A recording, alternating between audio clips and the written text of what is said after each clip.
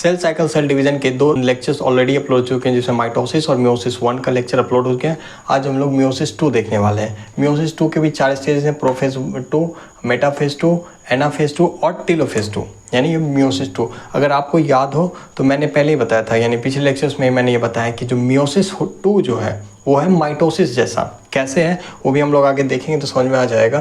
फिलहाल हम लोग देखते हैं प्रोफेज 2। ये क्या है? It is initiated immediately after cytokinesis. Basically हुआ क्या था कि जब हम लोग माइटोसिस 1 देख रहे थे, एक्चुअली सॉरी, हम लोग जब मियोसिस 1 देख रहे थे तो मियोसिस 1 में था कि सेल साइकिल सेल डिवीज़न के बाद उसमें जो हुआ था उसके प्रोसेसेस जो हुए थे, तो वो क्या था कि यहाँ पे 2 न्यूक्लियस बन गया था, है ना। 2 न्यूक्लियस बन गया था और इसका क्रोमोसोम अपने फॉर्म में ही था, बस 2 न्यूक्लियस बन गया था। तो इसके बाद क्या होता कि ये फिर साइटोकाइनेसिस होगा और एक सेल का जो था ना कि ये फिर 2 सेल बन जाएगा, ठीक है। तो ये क्या हुआ कि एक्चुअली हुआ था ये साइटोप्लाज्म का डिवीज़न होगा, यहाँ पे फिर फॉरो बनता और फिर यहाँ से ये डीप होते होते होते होते होते एक सेल ये और दूसरा सेल ये। तो हम लोग ये कह रहे हैं कि 2 सेल यहाँ पे बन गया। तो 2 सेल ये फॉर्मेशन जो ये साइटोकाइनेसिस हुआ, ठीक है। कैरियोकाइनेसिस यानी न्यूक्लियस का डिवीज़न और कैरियोकाइनेसिस यानी साइटोप्लाज्म यानी सेल प्लाज्मा मेम्ब्रेन के साइड से जो डिवीज़न हो रहा है, फिर 2 नया सेल बन गया, ठीक है। तो ये प्रोफेज 2 जो है इमीडिएटली स्टार्ट हो जाता है आफ्टर साइटोकाइनेसिस। कहने का मतलब कि 2 नया सेल जो बन गया यानी साइटोकाइनेसिस जो ये हो गया है ना। ये साइटोकाइनेसिस होने के बाद जो है मियोसिस 2 का प्रोफेज 2 स्टेज स्टार्ट हो जाता है। Meiosis 2 resembles as normal mitosis.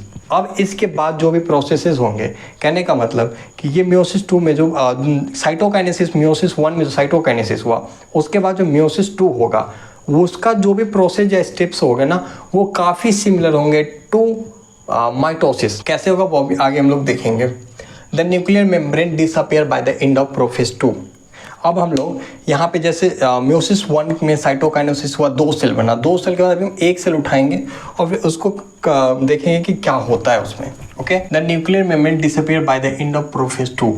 एक सेल इमेजिन किए हैं, ठीक है, उसका जो न्यूक्लियर मेम्ब्रेन है, ये सेल मेम्ब्रेन यानी सेल का ये मेम्ब्रेन सेल मेम्ब्रेन है या फिर प्लाज्मा मेम्ब्रेन जो बोलते हैं, और ये जो है ना ये रहा न्यूक्लियर मेम्ब्रेन।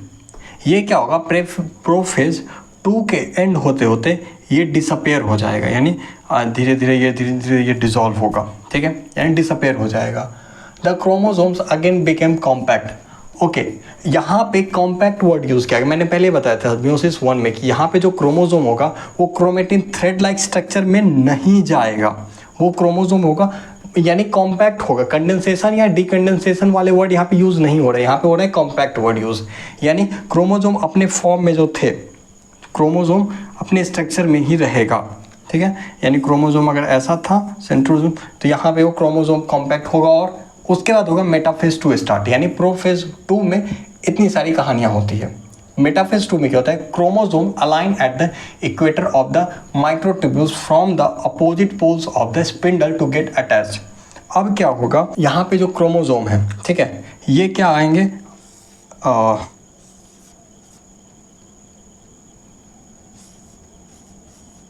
मेटाफेज 2 में chromosomes align at equator and the microtubules from the opposite poles of the spindle get attached. Centrosome इसका माइक्रोट्यूब्यूल्स यानी ये स्पिंडल फाइबर से ये अटैच होगा, है ना। अब क्या है, ये इक्वेटर पे है यानी इक्वेटर लाइन पे ये बीच में आ गया है, ठीक है। From the opposite poles of the spindle get, यानी स्पिंडल फाइबर वही एस्टर जो फॉर्मेशन हो रहा है, ये माइक्रोट्यूब्यूल्स ये स्पिंडल अटैच होकर के ये जो है ना इसकी बात की जा रही है, यहाँ से अटैच हो गया, attach to the kinetochore of the sister chromatids. Kinetochore का मतलब क्या कि ये जो है ना सेंट्रोमियर और इसका जो डिस्क लाइक स्ट्रक्चर जो था इसको बोलते थे काइनेटोकोर, इससे यानी सिस्टर क्रोमेटिड से ये अटैच होगा। ओके, एनाफेज 2 इसमें क्या है, simultaneous splitting of the centromere of each chromosome allowing to move towards the poles of the cell by shortening microtubules attached to the kinetocores. Splitting of centromere. अब centromere क्या होगा, split होगा, ठीक है। Splitting of centromere of each chromosome allowing them to move towards opposite pole. अब क्या ये split होने के बाद अपने अपने पोल्स की ओर मूव करेगा, ठीक है।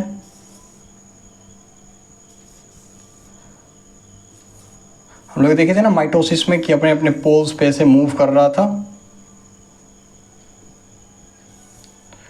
बस यहाँ पे भी सेम चीज़ है। ये अगर इक्वेटर दो अपने अपने पोल्स पे मूव कर रहा है, एनाफेज में ये हो रहा है, पोल्स पे मूव करेगा। टेलोफेज 2 ये क्या है? Two groups of chromosome once again get enclose by nuclear membrane. Two groups, group 1 and group 2। Okay, cytokinesis for ये क्या होगा? अब यहाँ पे जो ना ये क्रोमोसोम पहुँच गया, दो ग्रुप बन गया, न्यूक्लियर इन्वेलप ये बन गया, यानी फिर से यहाँ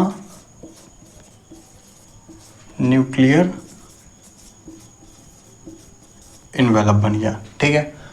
cytokinesis follow resulting in the formation of tetrad of cells, that is 4 haploid daughter cells. Cytokinesis होगा तो यहाँ से एक ये और एक दो, यानी दो ही सेल बना, है ना। साइटोकाइनेसिस के बाद तो फिर ये न्यूक्लियस के साथ एक सेल ऐसा कुछ बन जाएगा विथ न्यूक्लियस, एक सेल ऐसा कुछ बन जाएगा।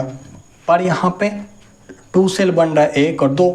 अब यहाँ पे लिख रहा है 4 सेल, 4 हैप्लॉइड सेल। ये कैसे हुआ? कुछ नहीं हुआ, एक्चुअली हुआ क्या वो फिर से बताते हैं। देखिए हम लोग क्या देख रहे हैं? मियोसिस 2। मियोसिस 2 है किसका पार्ट? याद करें तो फिर से हम लोग स्टार्टिंग से थोड़ा जाए। मियोसिस, इसका 2 डिवीज़न, मियोसिस 1 और मियोसिस 2। मियोसिस 1 में क्या हो रहा था? डिप्लॉयड, ठीक है, वहाँ पे जो था ना डिप्लॉयड सेल मियोसिस करके, यानी एक डिप्लॉयड सेल मियोसिस करके 2, ठीक है,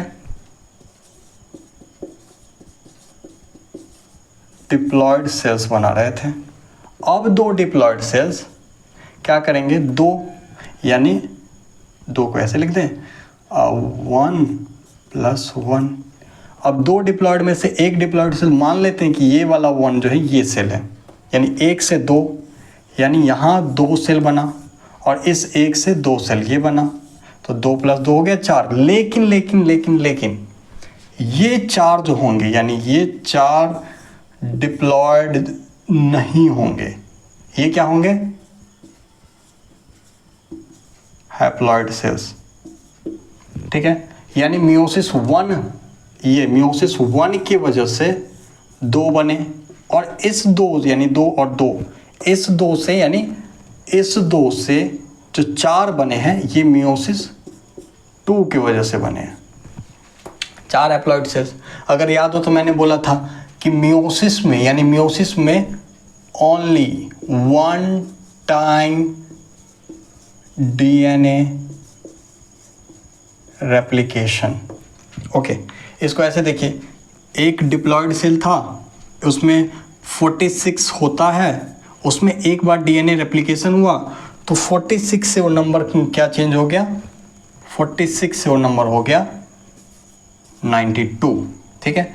92 के बाद क्या हुआ? एक मियोसिस होने से पहले ये अब 2 सेल बना, वो डिप्लॉयड है 2n के फॉर्मेशन में, तो 46 और 46 क्रोमोसोम नंबर है, यानी ये क्रोमोसोम का नंबर है, क्रोमोसोम नंबर 92। यानी डीएनए रेप्लिकेशन होने के बाद, डिप्लॉयड सेल में डीएनए रेप्लिकेशन होने के बाद 92 क्रोमोसोम नंबर हुआ, उसमें फिर डिवीजन हुआ तो 46 ये क्रोमोसोम के नंबर हैं, ठीक है।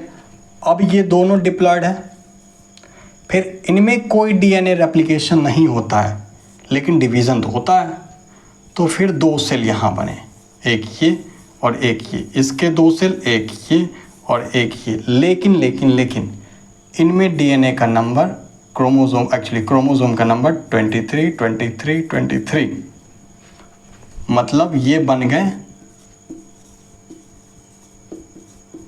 Haploid cell.